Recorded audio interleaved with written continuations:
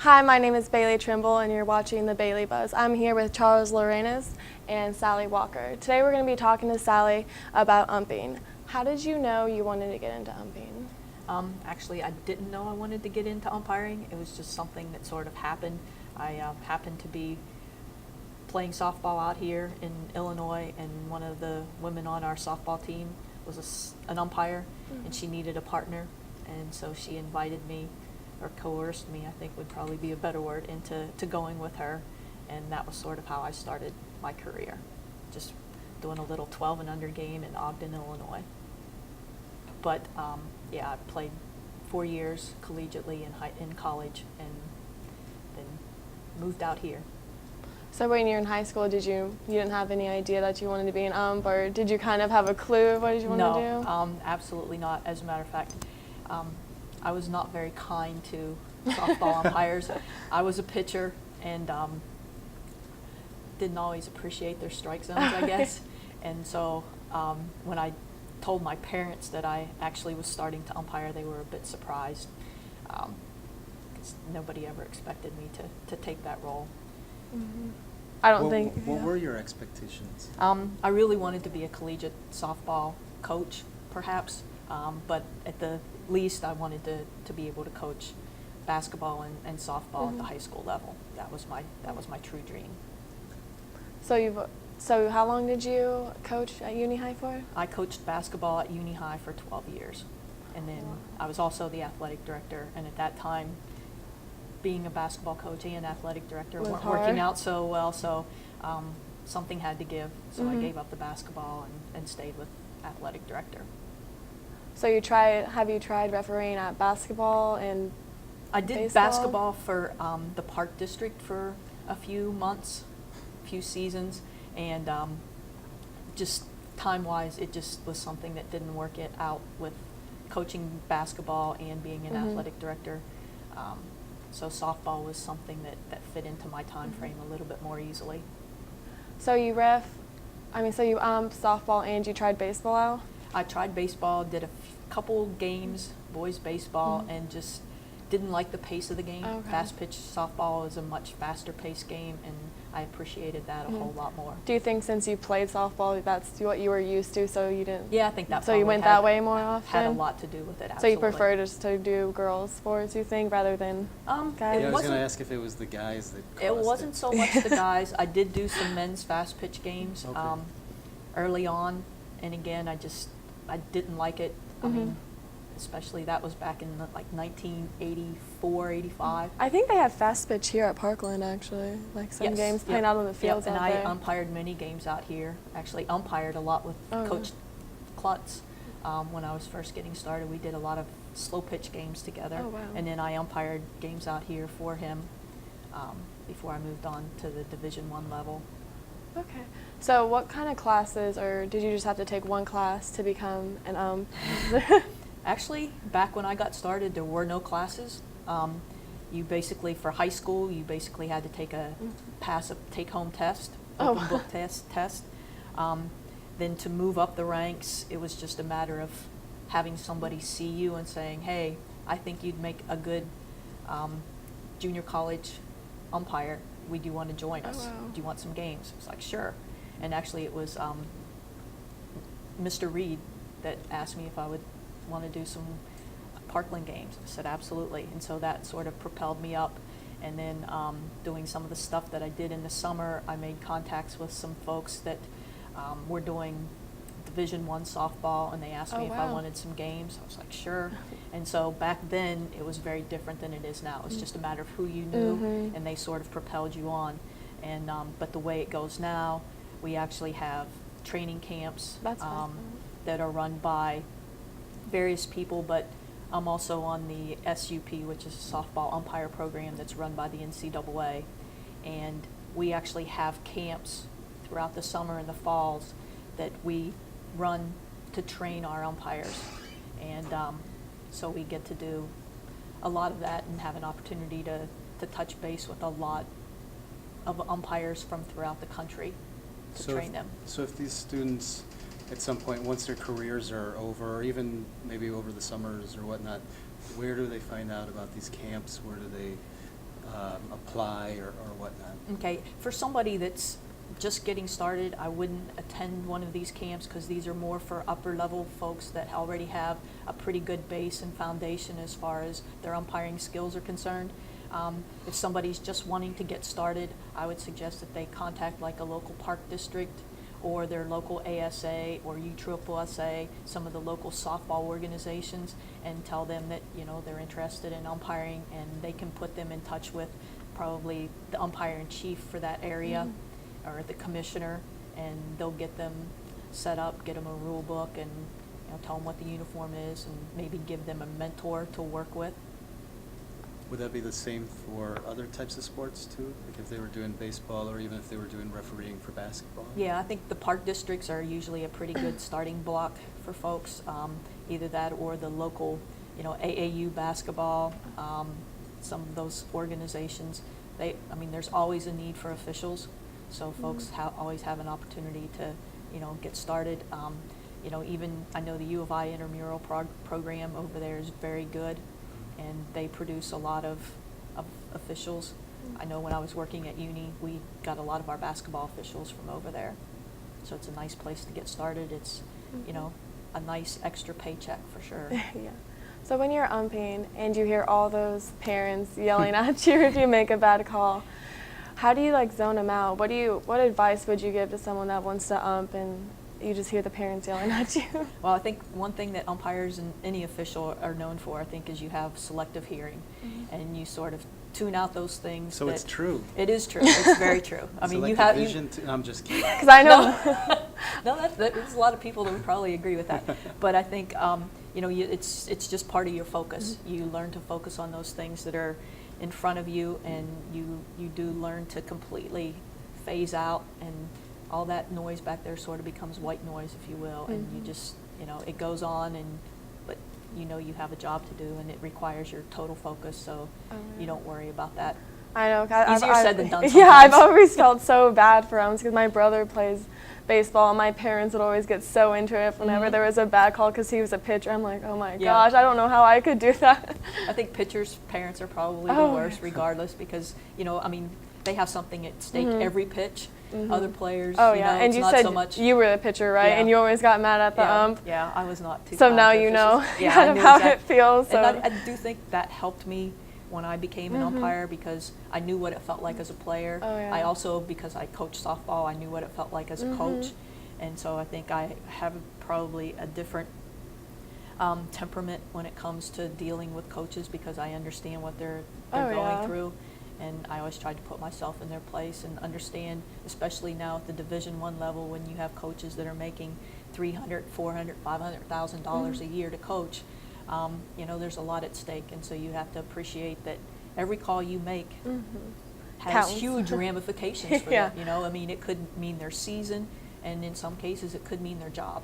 And so you have to understand that it's a big business. And then you're wearing a special shirt. Can you tell us about that? This is just a shirt that was given to me. I'm in charge of the Division II softball championships, the umpires, and so this is sort of the swag that the Division II umpires, or the Division II committee, gets for the tournament. So you're the head of it? You I'm said? I'm in charge of the umpires for the charge? Division II, and there's 3 people on the SUP. Donna Vavrinac is in charge, and so she's actually in charge of the Women's College World Series, which is the women's Division I series, Oh, wow. and then I'm in charge of Division II, and then we have another guy, Greg Schmidt, who's in charge of Division III. So it's just you 4 running the games? The 3 of us, yeah. three I of mean, us? we're in charge of selecting all the umpires for postseason for the NCAA for Division III, II, and I. So we select 64 umpires to work each division for regionals, and then another 32 that are going to work super regionals, and then 7 or 8 umpires to work the national championships each year. Seems pretty busy. It is very, come April, when you're having to make all those selections and try to determine who's the best Oh, fit yeah. for what level, it's sort of mind-boggling at times, but it's also fun. How did your earlier experiences, other than yelling at the refs, or the umps, excuse me, I yelled at my fair share of refs, trust me, as a basketball official. Oh, yeah. How did those experiences help you on down the road? So being a college athlete, et cetera. I think I have a much better feel and appreciation for what they're going through as athletes and how much the game means to them. And then, like I said before, you know, with the coaches, I have a much better feel than some umpires that have never coached before. I think it just gives me a bit different perspective to the game. And, I mean, those things definitely guided me in my umpiring career. And I know that, you know, now that I'm in charge of umpires for the Big Ten, the Missouri Valley, and the Summit League, I assign umpires for those. And so I'm dealing with coaches an awful lot now. And I know coaches will say, oh, I wish that umpire would have treated me more like you would have. Because I was, you know, I always tried to be very understanding and just tried to have a good feel for how important every call was, and that it's not, they weren't attacking me personally, but, you know, they didn't agree with my call. And, you know, sometimes calls are so close that I can appreciate why somebody didn't, you know, and they didn't have the same angle that I did. So, you know, it's like, trust me, you know, I'm doing the best I can. I got the best angle I could. This is, you know, what I saw. And, you know, I think when you talk to coaches that way, they can appreciate where you're coming from. And it's like, okay, they're doing the best job that they can. I respect that. I don't always agree with it, but they'll respect it. Do you have a lot of umps on your committee that have played college sports or high school sports that are on? Unfortunately, we don't have as many women as I would like to have us, but a lot of them have played. So you think high they have school and like a collegiate. good understanding Yep. too? And That's I think it makes a huge difference in how they relate to athletes and how they relate to the coaches. What's the protocol for if you have a family member on the team? Is it that they can't ump Yes. the game? That's I mean, especially in the Is that collegiate is that a game, rule? It's something that's on my list of things that I send out to the umpires. It's like, you tell me what your conflicts of interest are, and if you have a family member that's playing on that team, obviously you're not going to umpire those games. But also, it may be that you don't umpire in that conference because, you know, just because of the perception that, you know, if maybe you're working the Iowa-Nebraska game and your daughter goes to Illinois, well, if Iowa wins, Illinois gets to go to the tournament. If Iowa loses, Illinois has to stay home. So, you know, well, all of a sudden Iowa won and there was a controversial call, and maybe, you know, I'm hopeful that never ever enters your mind, but you never want to give the perception that allows somebody to put your integrity into question. Oh yeah. Have you ever had any problems with that or no? With conflicts of interest? Yeah.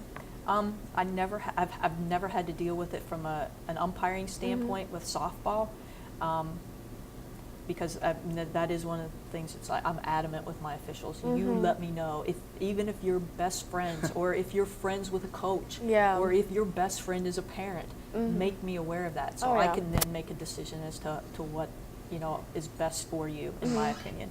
But yeah, I've had issues with that, especially as a high school athletic director.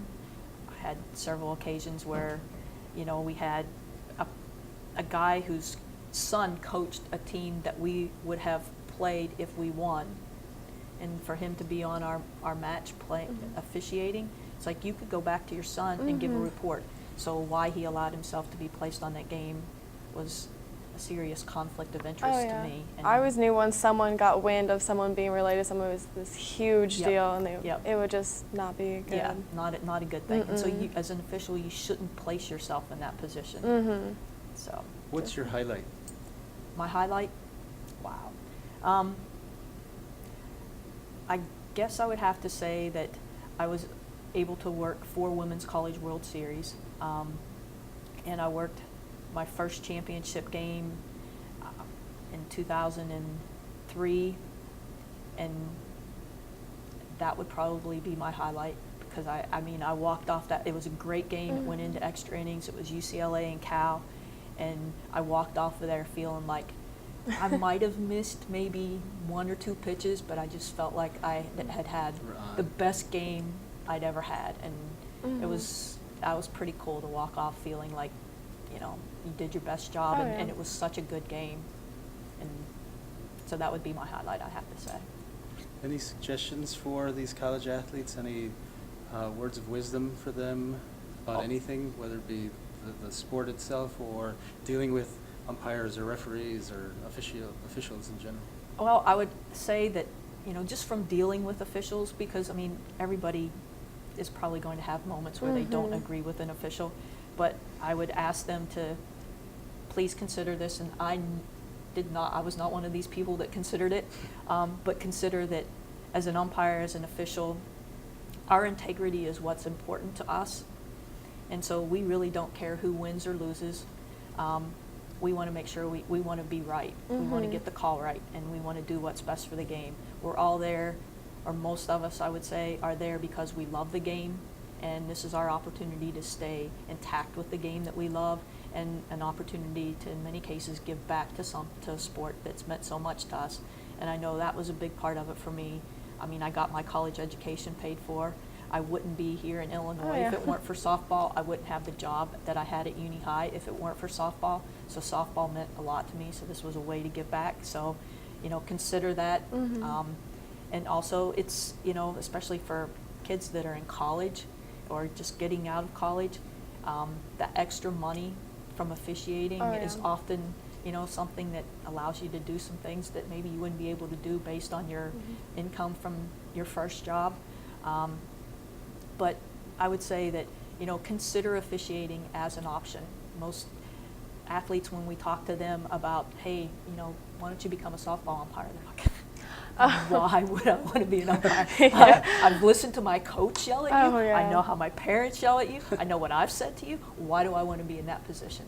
And so, it's something that's not for everybody, but it's also something that if you enjoy challenges and you want to give back to the sport, consider it, because there's always a need for officials, and maybe you have no aspirations of doing the Women's College World Series or the Men's World Series or the Final Four, but there's always a need for officials at the lower levels as well.